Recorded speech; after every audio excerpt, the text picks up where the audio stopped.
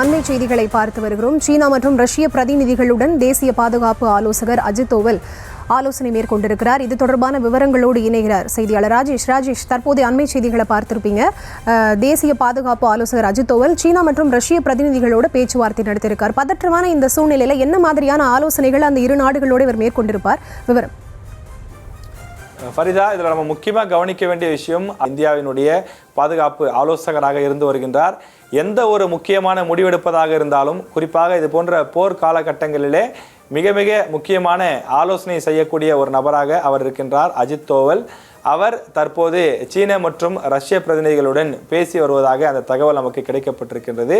எப்படி பாகிஸ்தான் சென்று சீனாவிடம் முறையிட்டதோ அதுபோல இந்தியா சீனா அதிகாரிகளை அழைத்து இந்தியா தரப்பில் இருக்கக்கூடிய நியாயங்களை விளக்குவதாகத்தான் இந்த தகவல் நமக்கு கிடைக்கப்பட்டிருக்கிறது. சீனா மற்றும் ரஷ்யாவை பொறுத்தவரையிலே பல ஆண்டுகளாக இந்தியாவினுடைய ஒரு நட்பு நாடாக இருந்து வருகிறது. அதே நேரத்தில் சைனாவை பொறுத்தவரையிலே இந்தியாவை ஒரு எதிரி நாடாக கருதுகின்றது. அண்டை நாடாக இருக்கக்கூடிய நிலையிலே பாகிஸ்தானுடன் அவர்கள் கைகோர்க்க கூடாது என்பதுதான் இருக்கக்கூடிய ஒரு முக்கியமான நிலைப்பாடாக எதிர்பார்ப்பாக இருக்கின்றது. எனவே அப்படிப்பட்ட சூழ்நிலையில் இந்த தாக்குதலை நடத்தியிருக்கக்கூடிய நிலையிலே அதற்கான காரணத்தை விளக்க வேண்டிய தேவை இருக்கின்றது. எனவே அந்த அடிப்படையிலே தான் இந்த தாக்குதல் எதற்காக நடத்தப்பட்டது என்பதை விளக்கக்கூடிய வகையிலே அந்நாட்டு அதிகாரிகளை அழைத்து அவர்களுக்கு விளக்கம் கொடுக்கக்கூடிய அந்த தகவலைத்தான் நாம் தற்போது திரையில பார்த்து கொண்டிருக்கிறோம்.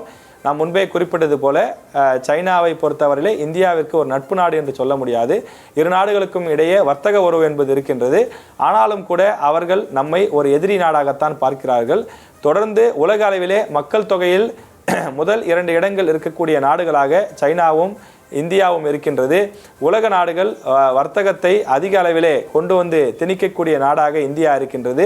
பல நாடுகள் இந்திய மக்களுடைய இந்த இந்திய சந்தையை நம்பிதான் இருக்கிறார்கள். எனவே இந்தியாவில் போர் நடைபெறுவதை உலக நாடுகள் விரும்பாது.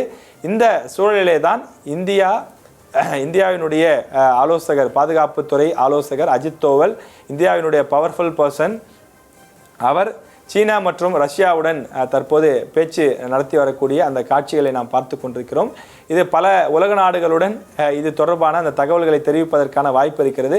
நாம் முன்பே குறிப்பிட்டது போல இந்தியாவினுடைய நடவடிக்கை என்பது ஒரு அடாவடி நடவடிக்கை கிடையாது. இது ஒரு அத்தியாவசிய நடவடிக்கை. அவர்கள் எங்கள் மீது தாக்குதல் நடத்தினார்கள். எங்கள் நாட்டு மக்களை, அப்பாவி மக்களை, சுற்றுலாவிற்கு சென்றவர்களை, பொழுதுபோக்கிற்காக சென்றவர்களை கொன்று குவித்தார்கள். அதற்கு பதிலடி கொடுக்கக்கூடிய வகையிலே தான் இந்த தாக்குதல் நடத்தப்பட்டிருக்கிறது என நம்மிடம் இருக்கக்கூடிய நியாயத்தை அவர்களுக்கு பகிரக்கூடிய, வெளிப்படுத்தக்கூடிய ஒரு முயற்சியாக, ஒரு நடவடிக்கையாகத்தான் இந்த நடவடிக்கை பார்க்கப்படுகின்றது. எனவே சீனா மற்றும் ரஷ்யா எதிரிகளோடு கைகோர்க்காமல் இருக்கவும், நம் தரப்பு நியாயத்தை வெளி உலகுக்கு பிரகடனப்படுத்தவும் ஒரு அதிகாரப்பூர்வ சந்திப்பாக, ஒரு அதிகாரப்பூர்வ இன்ஃபர்மேஷன் மெசேஜ் பாஸ் பண்ணக்கூடிய ஒரு விஷயமாகத்தான் இந்த சந்திப்பு பார்க்கப்படுகிறது.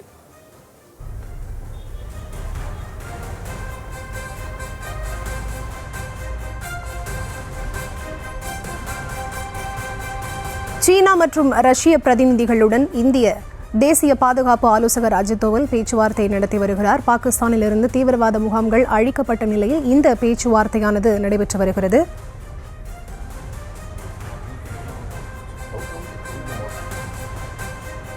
அண்மை செய்திகளை பார்த்து வருகிறோம். சீனா மற்றும் ரஷ்ய பிரதிநிதிகளுடன் தேசிய பாதுகாப்பு ஆலோசகர் அஜித் தோவல் பேசியதாக தகவல் வெளியாக இருக்கிறது.